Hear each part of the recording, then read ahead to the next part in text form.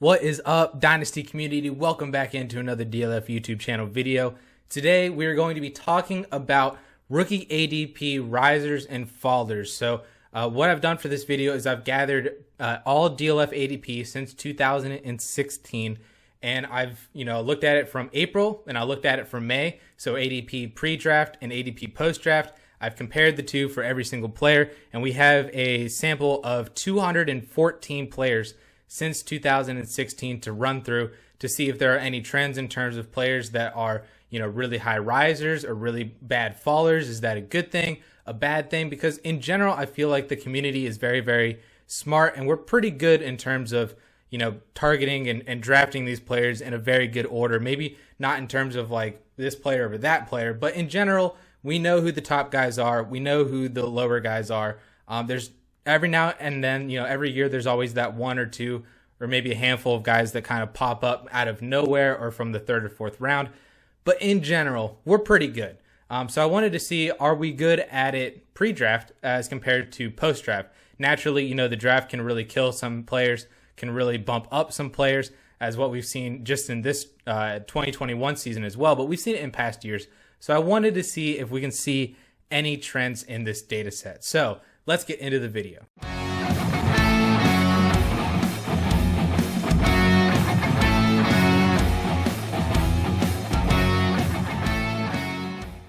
So like I said in the introduction, I pulled all this data since 2016. That is the first year in which DLF started conducting rookie mock drafts before the NFL draft and then post-draft as well. So I'm comparing rookie ADP in one quarterback leagues for April and for May, and pre-draft and post-draft, and comparing that for every single rookie that we have in the rookie ADP database since 2016, so over the last 6 years, including this year.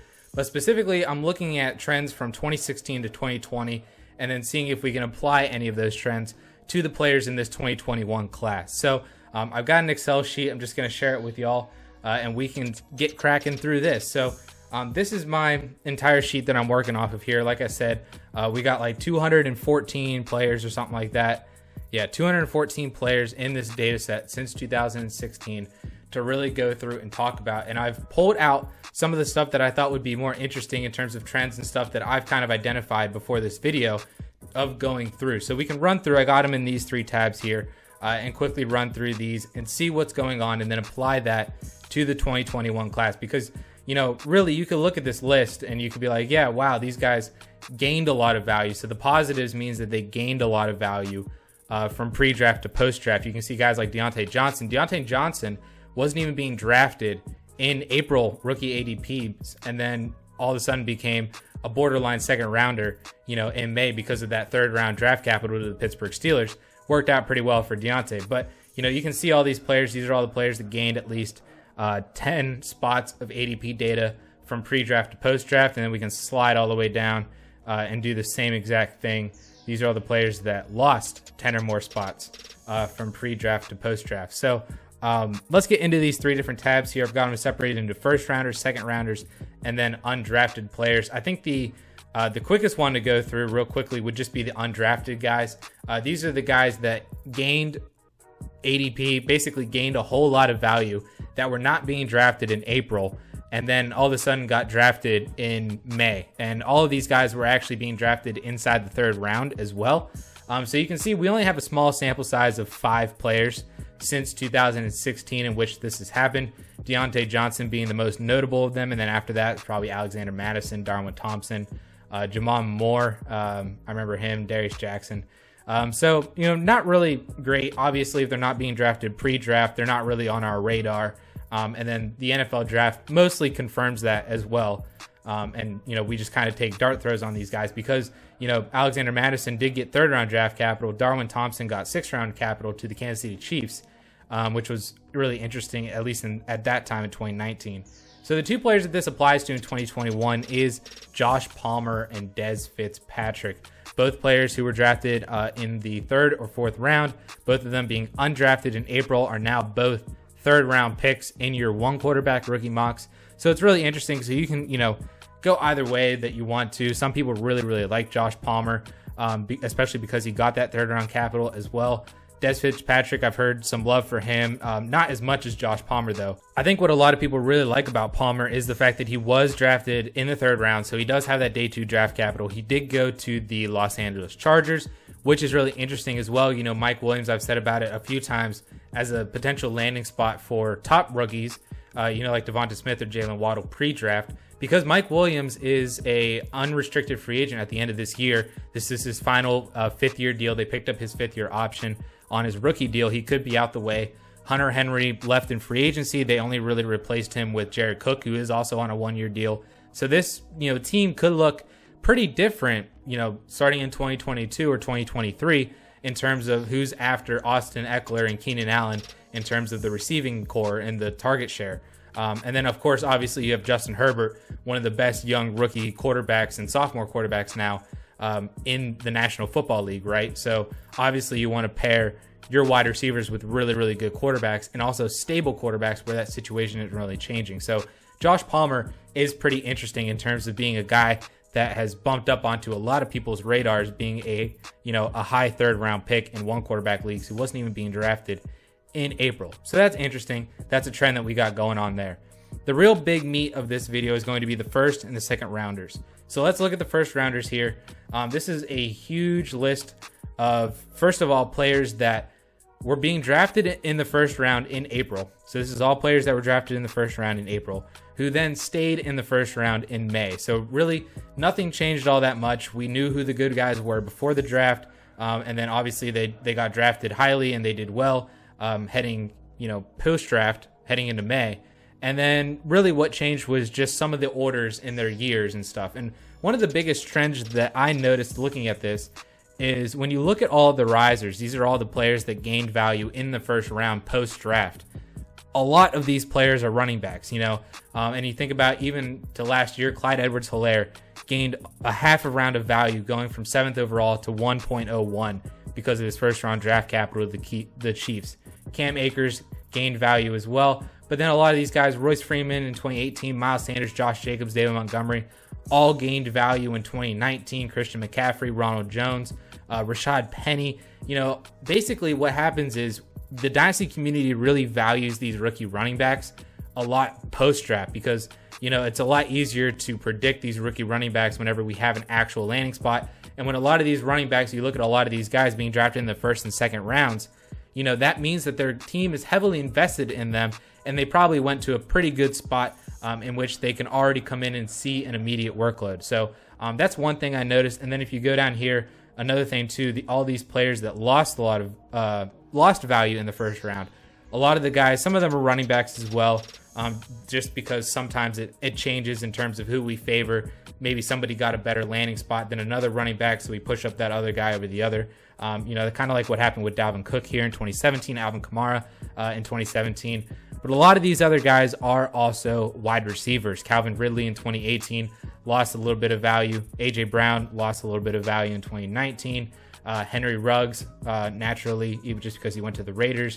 Jerry Jeudy, Juju Smith-Schuster, DK Metcalf, CeeDee Lamb, and then Cortland Sutton lost nearly a half a round of value, almost dropping out of the 1st round in 2018. But again, a lot of that is because the running backs were being pushed ahead of them post-draft. So that's really, really interesting to see. So taking a look at the 2021 class, this is how it breaks down, and I sorted it by who gained the most to who lost the most. So Kyle Pitts and Terrace Marshall gained 2 spots of value. Devonta Smith, Trevor Lawrence, and Jalen Waddle did as well. Najee Harris and Jamar Chase didn't at all. They stayed the 101, the 102, and they can probably be in whatever order. It wouldn't really matter. Travis Etienne actually lost a spot. Javonte Williams lost a spot. That's because of Kyle Pitts gaining a lot of value there too. And then Rashad Bateman, naturally, dropping 2 spots as well, which is really, really interesting considering that these are the only other players, and most of them wide receivers as well, that lost more than 2 spots of 1st round value since 2016. Juju Smith-Schuster, DK Metcalf, CeeDee Lamb, Cortland Sutton. So I think what that tells me is, naturally, because he's still being drafted as a 1st rounder in 1 quarterback leagues, borderline 1st and super flex, but in 1 quarterback league, still a 1st rounder. That still means that we expect him to be good, but it's interesting that he lost value. And I think what it means is that a lot of these other guys, Juju, DK, Lamb, Cortland Sutton, he's still going to be all right. And if you're watching this channel and you've watched any of my previous videos, you know that I am of the opinion that he's going to be all right. Actually, probably more than all right, even with the Baltimore Ravens. So that's at least how that 2021 class shakes out. The other interesting thing that I pulled for the first round is players that were being drafted in the first round pre-draft, but then lost value enough to the point where they got kicked out of the first round post-draft. Not a whole lot of players that this actually happened to. These are them overall, ranging anywhere from dropping one spot, like T. Higgins was the 112, fell to the 201, so technically fits the bill. Chris Godwin dropped, Denzel Mims, James Washington. Again, most of these guys are wide receivers. Damian Harris dropped because he fell to the third round as well. Darrell Henderson fell to the third round. Hakeem Butler, rest in peace, fourth round pick. And then Kelvin Harmon, rest in peace, fifth round pick. Guys that we really missed on pre-draft, or at least, maybe the NFL missed on, but I feel like it's probably the first one. It's probably that we missed on them, and not so much that the NFL did, because the NFL, as of now, at least has gotten these two players right because they haven't done anything. So RIP to those two players. And we have Hakeem Butler as a tight end in here just because he's switching to the tight end. This is their current position. He would be in here as a wide receiver. So you can just, whoops. You can just leave him as a wide receiver. So there you go. So fitting the bill for the 2021 class is Rondale Moore and Kenneth Gainwell. Kenneth Gainwell, naturally a guy that was being into the first round just on a RB scarcity, a positional scarcity basis, was probably the consensus RB4 pre-draft behind the big three, and was just another running back that was being looked at as a really good running back who, if he gets the solid day 2 draft capital, could still remain there. Slid to the 5th round, so that's why he's not barely even a second rounder at this point, even in one quarterback leagues. Rondale Moore is also interesting. Drops 4 spots here from the 109 down to the 2.01. But we've seen that that's not necessarily a dead sentence in terms of Chris Godwin doing almost the same thing. Of course, Denzel Mims and James Washington are also second rounder wide receivers who did lose value like that as well. So you can, make any assumptions and opinions and analysis off of what potentially Rondale Moore can do based on these 3 names right here who lost similar value to Rondale Moore. But, overall, I still really like Rondale Moore. I still really like what he can bring to the table for the Arizona Cardinals. I think that's probably one of the best landing spots in the second round. I would have preferred to see him in Tennessee, naturally, just because they don't really have any other targets outside of A.J. Brown. But Arizona, I think, still is a good situation for him. And I think him losing value to the point where he's no longer a first rounder is actually really interesting, because this class isn't that super deep. So it's really interesting to see that Rondale Moore is a player who, no longer seems to have that sort of first round value. So you can do what you want with this information with Rondale Moore. I just find it really interesting, but I still would love to get Rondale Moore in the second round because I think that is a little bit of a value. So then finally, we can look at players who gained a lot of value and to the point where they are being drafted inside the first round post-draft, and they weren't being drafted inside the first round pre-draft. So, like the players who fell out of the first round that were being drafted in the first round pre-draft, not a really big sample size here, actually the same sample here. And then again, 2 more 2021 players that this does apply to. So you can see, again, sorted by gained the most value to the least amount of value here. Joe Burrow gaining value here. I don't really think there's much to go off of on that one. But then you'll notice that a lot of these guys, sadly enough, are players that, to this point, most of them seem like they weren't worth it, right? J.J. Arcega-Whiteside, yikes. Keyshawn Vaughn, yikes. TJ Hawkinson was pretty solid. I think it's interesting that he got bumped up all the way to 7, but that was because he was a top 10 pick. And so that was pretty good too. David Njoku, interesting as well. Kyler Murray, not really worried about that. Again, Kyler Murray and Joe Burrow were both the 112. And in one quarterback leagues, they were both seen as a consensus 1.01, similar to like Trevor Lawrence's ADP right now. So that one's fine. I don't really give a whole lot for the quarterbacks here. Kerryon Johnson, to date, really hasn't worked out, although value-wise, he has still been he was a valuable running back for at least a couple years that you could have traded off of him, but at least hasn't given you the production that you wanted to this point. And then Deebo Samuel has given you flashes of production, but hasn't put it all together because of injury and whatnot. So as of right now, could potentially be looked at as a bust, but has, I think, a brighter future than at least J.J. Arcega-Whiteside and Keyshawn Vaughn. But we can look at this in terms of the 2021 class, Michael Carter and Elijah Moore, the two players that fit this bill.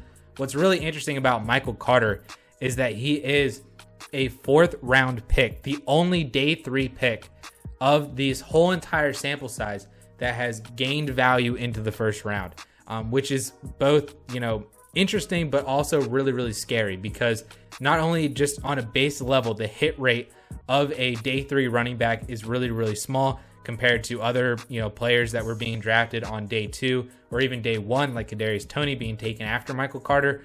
So that in and of itself is really scary. But then also, you're taking a guy in the 1st round like Michael Carter, who I really, really like. Don't get me wrong. I love Michael Carter, and I'm drafting him in the top of the 2nd in Superflex leagues. But, it's really hard for me to be there at the 111, the 112, and to consider Michael Carter there. And that might just be, because of how shallow this overall class is. But, there are other players. Like, I would definitely take Elijah Moore over Michael Carter. I would definitely take Rondale Moore over Michael Carter. And I think that is, kind of dangerous as of this point to draft Michael Carter, a day 3 running back, even though it was taken at the top of the 4th round, and he's going into a depth chart where he can quickly ascend and potentially be really, really good for them. And also was a player that I really, really liked pre-draft. It's just dangerous when you're talking about drafting him in the 1st round. That gets into Keyshawn Vaughn levels of dangerous. And it's even more dangerous because Vaughn was a 3rd rounder, still a day 2 pick. Carter drafted a whole other round after Keyshawn Vaughn. And potentially a similar situation in terms of what we thought Vaughn could have ascended on the depth chart for Tampa Bay last year. Elijah Moore, I like it. He gained 2 spots. He was a 2.01 in rookie ADP in April. Gains up all the way up to the 111. I think it's interesting that he jump shot Rondale Moore because he landed on the New York Jets. And it's interesting that both these players are actually Jet players. But, you can do what you want with the Elijah Moore, rise as well. But I give it to him. He was a 2nd round pick. And I like it. So that's where we're at. So then we can switch to players that were being drafted in the 2nd round, either pre or post draft. This is very similar to what we were doing with the 1st rounders. So these are the players that were being drafted inside the 2nd round in terms of pre-draft ADP, and then fell outside of the 2nd round in post-draft ADP. A lot of these guys definitely deserved it. KJ Hamler, who was still a 2nd round pick, which is really interesting that he fell only 1 spot though, so that's all right. He went from the 212 to the 3.01, so not really a fall. But all these other players, Isaiah Ford, Justin Herbert fell, which is pretty interesting. Katie Cannon, Dallas Goedert, Mark Walton, Malachi Dupree, John Kelly, Travion Williams, Rodney Anderson, Mike Weber. Not a good list to be on, and especially when you look at the 2021 players that this applies to. Tylan Wallace, Chuba Hubbard, Jamar Jefferson, Seth Williams. Like, these are not guys that you really want on your team, and I think they fell deservedly. So, because of their landing spots and their draft capital, all day 3 players, and that's generally what you've seen from these players here. Katie Cannon actually was undrafted. That's why he has a 0 under draft round.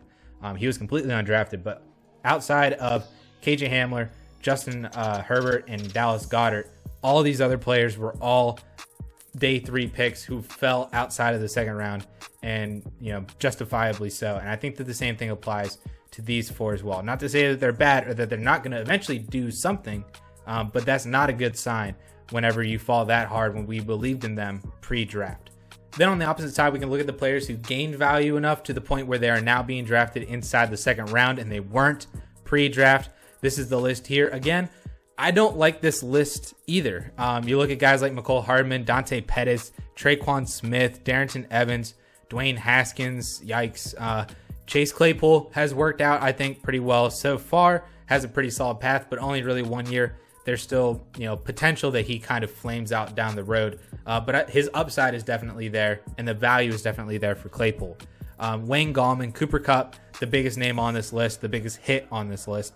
Darius Stewart, DJ Chark, probably the 2nd biggest behind Cooper Kupp, and then right there with them with Chase Claypool, and then Miles Boykin. So definitely not a death sentence whenever this happens in terms of, we look at Cooper Kupp, DJ Chark, Chase Claypool.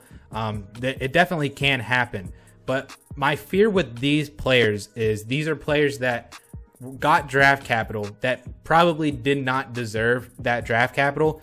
And because of that draft capital, they get propped up. And we should still stick to our pre-draft analysis on these guys more so than, you know, what we think that the NFL thinks of them, because the NFL can make mistakes as well too. You know, how many times have you seen a joke about the Philadelphia Eagles taking JJ Arcega-Whiteside before DK Metcalf in 2019, and then just a year later they take Jalen Reagor before Justin Jefferson. So, you know, things can happen, mistakes can happen from an NFL level, and I think that's what we see here, at least from a few of these guys in the 2021 class. The biggest name, Trey Sermon, being drafted from the 3rd round in rookie ADP in April, now gets bumped up to a borderline first rounder in May ADP as well. Not as far or as high of a level as Michael Carter.